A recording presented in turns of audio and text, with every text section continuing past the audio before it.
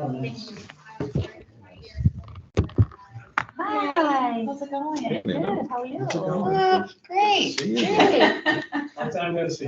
Yeah, I know. What's happening over here? The flu shots and COVID shots. Go get your shot. You could, I mean, you I can don't think you can get COVID, can you? Yeah, I just got it.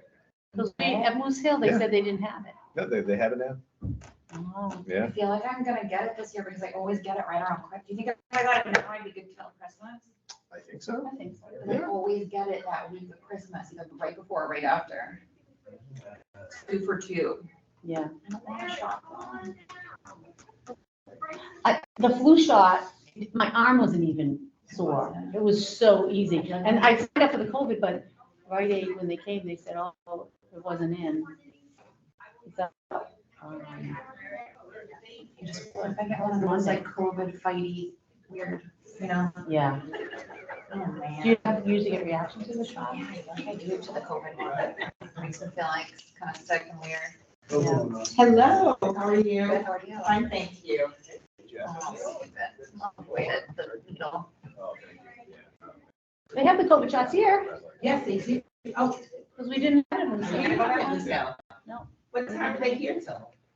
We didn't have the You, COVID you guys shots. can get your shots if you want them. Okay. They're gonna be here. I think they're still moving around. So Dan, Yeah. at Moose Hill yesterday, they didn't have the COVID shots. They have COVID shots here. Yeah, they got them. What time are they here until? I think last done it. Because I'm gonna get mine. And last year, I get them both at the same time and the whole year went by and 6 p.m. 6, oh yeah, so Oh, I'll wow. have plenty of time. Yeah. I'll get it after. Okay. Should have made a copy of my form, so you still want Torn. every piece of information. Yeah. Perfect. Oh, I'm glad that they have me. We're recording yet? We are recording. Recording all about the COVID process. About the COVID shots, yes. We have not started yet. So how many do we need for? We got 5. Yeah, so we're in good shape, yeah. Aubrey said she saw you at school today. Huh? Aubrey said she saw you Yeah. at school today. Yeah, I got to North School, check on the portable. Awesome. How's that going? Not great. Yeah, we're trying to support our teacher there too, the best we can. Yeah. Yeah, moving way too slow. Yeah. So thank you for everyone for coming. We'll go ahead and get started. Our first agenda item is just looking at discussing the conversations that we had in the school board. Also, maybe just a recap of the, that's next, the building Yeah. committee. But in looking at our upcoming events. So I think at the last school board meeting, when we discussed it, Bob had shared that he was, supportive of full day K. I think we're just waiting to find out what happens from the building committee and then the October meeting to find out what the vote will be from the board. I can tell you also at the senior expo that we were at this weekend, it's very funny. So you have some seniors that are like, listen, I'm not in kindergarten at this time, or I don't have any children. And I was like, oh, are you a voter? Do you vote? We just like to make sure you have the information if you're voting, right? So you do what you do what you want with it. But it was a lot of positive feedback. Some were surprised that we didn't have it. Some declined taking the infographic because they said, I'm already voting yes, so I don't need an infographic. So, and others, took it just for more information. So I think if we can, when we talk about upcoming events, if we can schedule an opportunity to go to the senior center to be able to answer those questions face to face, I think that would be very, very beneficial, right? Because some had more questions, but there were so many vendors and they were trying to get through all that. So it was just a brief conversation. I can set that up. I can point on that. Ilona. That would be great. I took a page from your book and started in the second half of the day leading with, do you live in town? Yes. Do you vote? And then kind of starting from there because, and I had we feel like we had similar feedback after. I think you talked to a lot of people. Yeah. Oh, Yes, thank you. definitely. Right. Yes, so, but the infographics are great, right? Because right then and there, I think that is like the $1 million bonus there, that they can look and they can see it. And they looked at the table, and I think the first thing they looked at, they saw the map and then saw the difference in hours right at the top. And so that's what they, could focus on right away. And I think that was very beneficial. That's my favorite, those two visuals next to each other. This is the hours that our kids get, and this is the hours that Yeah. you get in a lot of other towns. I think that was another cool, is that a new This infographic? came out for Old Home Day. Yeah. Yeah, Okay, so it is that's new. It was beautiful. the I Old don't- Home who Day did that? infographic. And they put that She together. she kind of melded some of the greatest hits of what we've done to Okay. the point, kind of, whoop. Yeah. Yeah, that's a great document. Yeah. I love that. Dan, do you have any updates as far as just current conversations just around full day K that you've Yeah. been having? I mean, I think what's happening on October 3rd is the most serious discussion the school board's had to date. I don't know if a decision will be made, but I think if you kind of combine it with two, I'm gonna go to the Moose Hill Building Committee tomorrow. The way it was, I wasn't there last week, but they are basically scouring the plans Yes, and kind of saying what they see. right, yes. Um, They're gonna say like, does it make sense to them? And so there Yeah. were lots of numbers and acronyms and Yeah. everything to do with building. They had lots of questions that Mark shared with them. mhm. And then he shared that a sanitized document Yeah. of all of those details and all the numbers and everything. They had questions about contingency. How, do we build something for years down the line? Do we build something for now? So there was a lot of good Yep. discussion, and that the plan tomorrow is to put together a presentation on their feedback about what was presented from the building, the brick and mortar side, the construction side, and then also the phased approach, giving feedback on that. And then, I think I'm gonna work with Lance to kind of, put everything together. I mean, I don't know how they'll get tomorrow night. If they actually are ready to make a presentation for October 3rd, that's great. Right, I think that was the discussion Yeah. at last week's meeting. Bob had said to just be ready to come to that meeting to share Yep. what their position is. And if they're ready to share, great. Then I think, we can just kind of have the architect in the room on the 3rd to go over all the conceptual designs again, and the costs. And then I think the only, curveball that, has kind of been staring at us in the face for, 2 to 6 weeks or however long it is like the sudden drop in enrollment in kindergarten has Right. been, hard to deal with. So I think if there's a smaller version of a build, Lance and I are kind of trying to work on that to show that to the school board as well. Can we figure out how many are doing full day somewhere else? That'd It's be not hard. many. So Teresa's called around. Yeah. Oh, has she? Okay. And- Just yesterday. Oh, Yeah, okay. and Talked like, about it for the first time. there's, maybe 15, 20 kids in town. Okay. Had they gone to Wyndham, Derry, Manchester too? Maybe, I think we did kind of bring up last night, I think our public sharing Yes. of all this has not helped our situation, Right. of the Right. benefits of full day Right. versus half day, And I think parents were in a situation, just personally, if they were in a situation to be able to provide that full day, Mhm. those benefits, then you would do it, right? And so I think we shined a light on, not that the kindergarten program that we have is not good, the kindergarten program that we have is excellent, right? That by having a full day, it just makes it even more beneficial in building those foundational skills for our students. So I think parents, listening to that, are hearing that, and maybe making those decisions earlier, sooner than later, right? So, because we had a few that sent an email or called and said that they were being transferred to a full day K somewhere, like a charter school, full day K someplace else, some of the late withdrawals, so.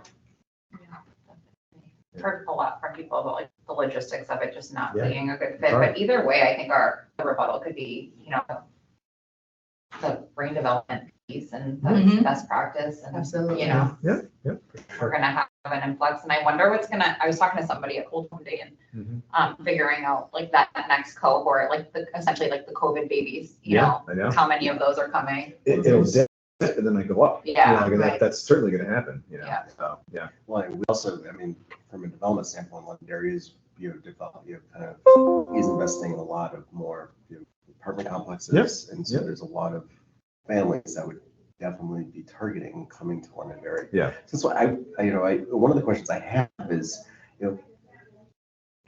with the drop in enrollment, which was what, kind of close to like 50. Yeah. Like, how much does that really impact the design of the school?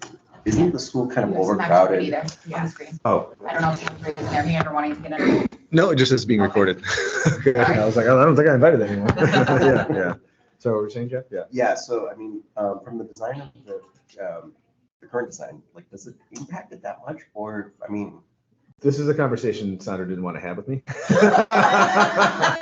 I'm but being we're very gonna- quiet. No, but, so what we did here, I'll kind of pass this out. I mean, I think, I'll pass out these two documents to do my best to answer your question. It's a good one. I mean, so, I think by mid to late October, we'll have the NASDAQ kind of enrollment study done to kind of figure out if it's a blip. But I think what happens is, if you're down 50 kids. like 2 You'll classrooms. gain them in weeks. Yeah. Is the neighborhood gonna be putting up around here? Yeah, that's the Right, thing, too. exactly. It's like you're We're planning for developing long-term and short-term now. Nobody has a crystal ball. Right. Like, if enrollment is kind of like where it is right now, I think you could make it work with just doing phase 2, which is like the full day kindergarten wing as we always planned it. And then basically being in a place where you have semi-permanent subdivided classrooms, where you just put up drywall when you need it, and you kind of break up these 27 classrooms we have. So this is what I think the architect and I are going to be able to share a little bit more next week, where, let's say, we know we need to subdivide for reading, so we would just chop up that classroom with drywall. Basically both the group, the architect said, any rotational walls are really, really expensive. But you could spend $15,000-$20,000 to update and chop up one of these rooms when you need it, and then do it again in a couple of years if things change.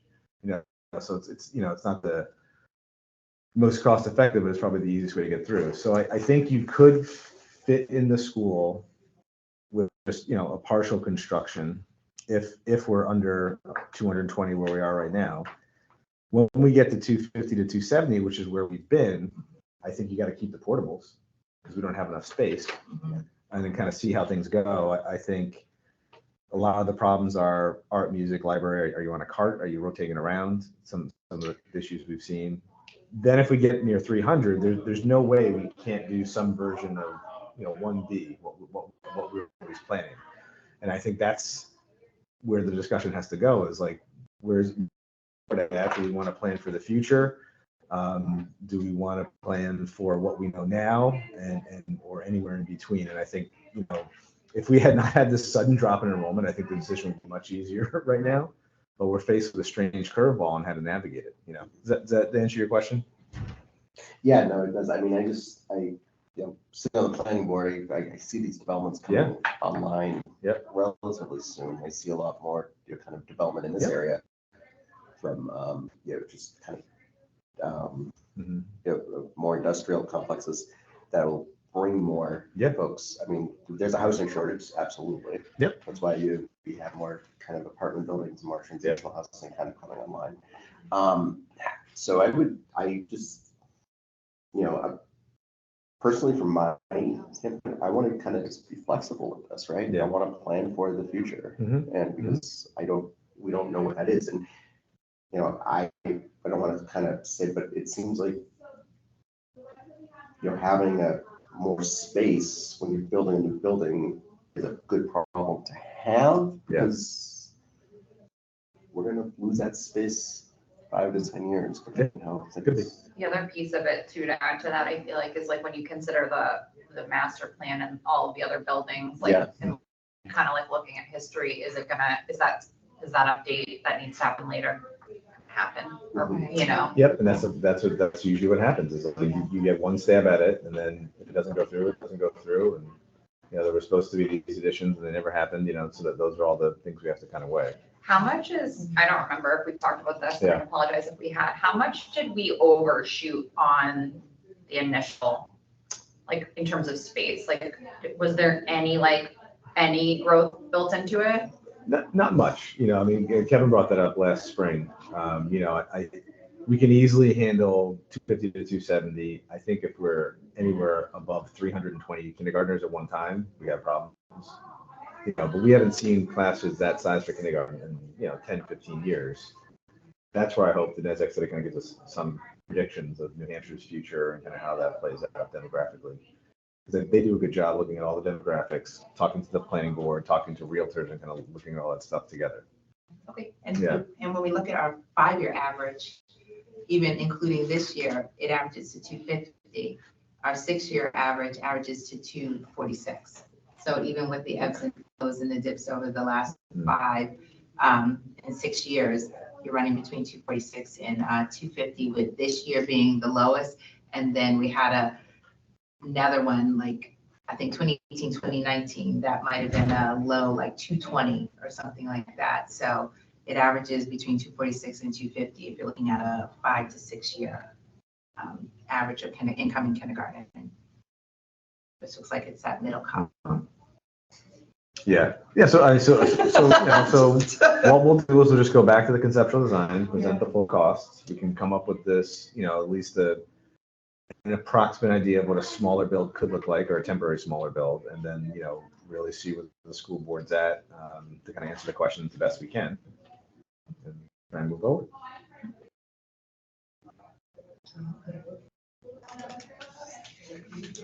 Yeah, that's kind of where we're at. And the only thing I'd add is, like, I think if the school board does make a decision somewhere in October, then I think we're ready to use those, you know, the infographics and whatever after that, you know. Like maybe prison is the first thing we can be clear on, you know, and that's a big event. And we do have 2 open houses, our October open houses for Leap and K. So next week and the week after. So we definitely will have like these on a table kind of right at the entrance as people are coming in. Even more so probably just putting some in the classrooms with the rest of your handouts. Because sometimes the table in the front, people are just focused on getting where they need to go. And we look and we're like, oh, look at all these copies still like right in the front, because you're like, I'm running and I'm trying to get to the classroom. So maybe we just divvy them up and have them in the classrooms when the families arrive, and then they can just take one. So I think that'll be good information to share for them. And then if they have any questions, they can just kind of pop in to see me, or I'll walk through. Perfect, thank you. And then we briefly touched on the building committee. And one of the things I wanted to say is that when the building committee did their walkthrough, they could see, they were very aware of where we had the crowding issues. They could see, you know, walkthrough. Dan showed them the map, and this is where we would extend. But I think they understood the overcrowding needs, because we showed those different areas and how we're repurposing rooms. So I feel like it was positive feedback. It's just them walking through and looking at those numbers for the construction side and vetting those to see if that makes sense to them with their experience and their background. And then the recommendation for phasing. That was one of the things Bob had asked about. Does this make sense? And thinking about the phasing, phase 1A, 1B, and then phase 2. What would that look like? And I think I'll share. I mean, I think my thinking has changed around the phasing. I think I'm at the point now where talking to the community around, we have these different phases, just becomes confusing. You know, so I mean, I think if there is support in the school board, I would just say, here's the plan, here's what Moose Hill needs, let's just explain it. The phasing, I think, just gets more complicated, and maybe we lose people in that vote. I don't know. Right. That's where my thinking has evolved in the last couple of months. Well, is to build it, but they don't need to know and vote on. That is.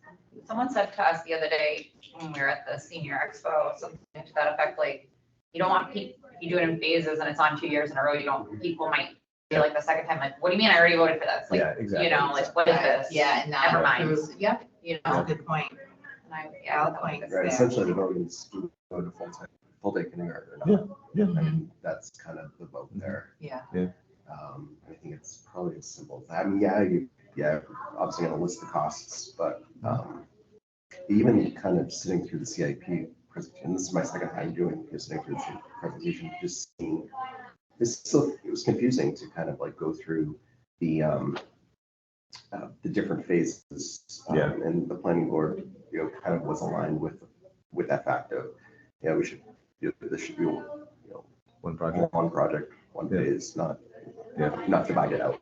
This is what Moose Hill needs. Yep. Voters, will you vote for it? Yeah. Were there any additional like anecdotal points that were brought up in that conversation that we haven't talked about in terms of? No, not why? really. It No? was, we pretty much, kind of, they covered it. I don't want to, we didn't kind of say yes or no. Yep. We kept it at the priority level of where it was, where it was one urgent need for the community. We still felt that way. We have a public comment coming up on October, first Wednesday of October 5th, to solicit a community impact, that they may share. But for the most part, it was favorable.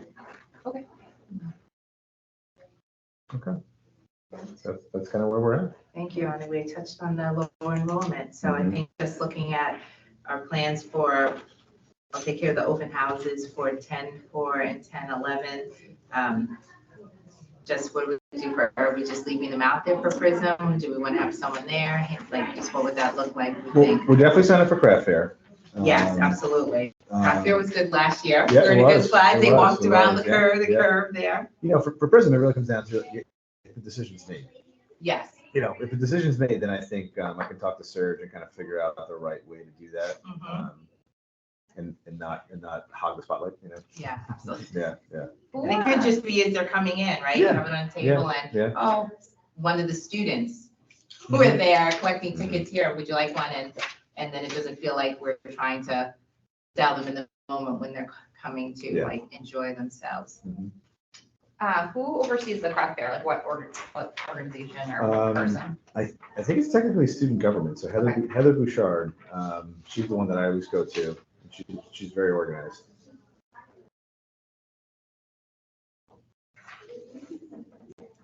Cool. Yeah.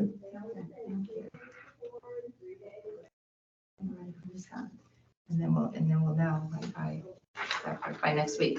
Next week's the 3rd, hopefully. I don't know if If it'll not be- the yeah. end of October. Yeah, I think somewhere between Yes, October too. 3rd and 17th, we will know where we stand. I think. The one concern I have is over the years, so I've been here forever. We used to have extra space at Moose Hill. Yeah. Way back in the day, we had 16 kindergarten classes. Yeah. Always. Yeah. And then it was, leap. Mhm. And great that we have the in-house programs, and everything, but they just took over classroom, Yeah. and I move out of my classroom, go to portable. Yeah. Whatever. It's just, like you said, like to have the problem of too much space, because you never know. Yeah. I know I don't want to bring it up because this is a kindergarten project Right. and everything, but that may happen again if we don't Yeah. have our eyes wide open and maybe, Sure. not, we can't have it just planning for it, but Yeah. you don't want to cut it so close that. Yeah. Right. I don't want to bring that up to the Right. public or anything like, But part of the overcrowding is just, there's the overcrowding and then there's the full day, right? The overcrowding has come because we've Yes. taken on these in-house Yes. programs to Yeah. be able to Which is support great. those different students Yeah. and different populations. And LEAP grew from being 2 classrooms to now being 6 classrooms, including a friend's, right? And so we're still sharing space. So Mhm. those special education programs Yeah. definitely have needed more space over the last 20 years, the inception of the And with school. the more involved children, it's gonna come our way Yeah. over the years.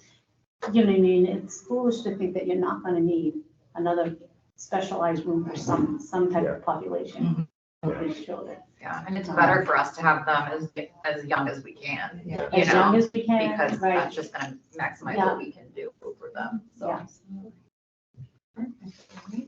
Thank you, Mrs. Carroll. Is there anything else that we wanted to cover? So we talked about the craft fair, the 2 upcoming open houses, the October 3rd, October 17th school board meetings. and then the building committee presenting at the next meeting. I just had one question. Mhm. When, Jeff, when you were talking about the public comment, was that for all planning board or just for the kindergarten topic? For all projects that were submitted. The big one, that we anticipate a lot of public input is the Lions Hall. Oh, yeah. Yep. So kind of, Is it appropriate, and not like a rookie question, or a good idea if someone went and spoke with them At the planning board? at the public comment, just said like, Well, Bob's there. okay, Yeah. like, right, at the, he sits on the board though, right? Yeah. So In the is he gonna- CIP. yep, so yes, I think it's probably a good idea that, others definitely kind of, other folks are there, just, with support of Bob's been very Yeah, of supportive of course. it and such, but I think, that would be really helpful, especially especially if there's any public comments about, the need. So it's hitting the planning board next, not the CIP committee, right? It's hitting the planning board, yeah. Okay. So the CIP document is, it's only an advisory document, Yeah, so it's, yeah. once it's final, planning board, it goes back to the school board and town and council, just, as a document through the budget cycle. So there's nothing set in stone, so I think there's definitely some confusion with that. But at the end of the day, there is opportunity for public comment, and anytime there is opportunity for public comment, the public comments. Yeah. That's the 13th? That is the next Wednesday. Oh, the 4th? The 4th. Wow. You know, Oh, Okay. yeah. And the more people they see supporting it. Is there anything else before we figure out next date? All right. So I think are we thinking like after the 17th for our next meeting? Because that would be after the decision maybe made. I think so. Yeah, that's what I think. All right. And the 17th, so maybe the week of the 23rd. How does that week look for everyone for after school? The only days we have with professional development on the 26th of October, You're welcome. Thursday. So either that Monday, Tuesday, or Wednesday. I don't know if that works for anyone for 4 o'clock. COMCOM is that Monday, isn't it? I think we're following the same rhythm, because I have a really busy week this week. Isn't that the 4th Monday? What is it again? Communications committee, isn't that on the We Monday, the remember- 26th? We're skipping a month. Oh, that's right. Okay, so that would work for me. What's the date again? Either the 23rd, 24th, or 25th. 25th, we have negotiations probably. Okay. But yeah, 23 or 24. 23 to 24. That's Onto my calendar. Could we do possibly the 24th? Does that work? Sure. Okay. All right. Okay. So 10:24 at 4 o'clock. Does 4 o'clock still work for everyone? All right, perfect. 10:26. Okay. So crazy. I feel like you were just saying last year, like, this isn't gonna make it this year, maybe next year. I was like, that seems like. It seems so far away, doesn't it? Oh my I know. goodness, it really I know. does. Like, I it know. just seems right around the corner. I know. Like, wow. So, it's almost there. You know, Lindsay,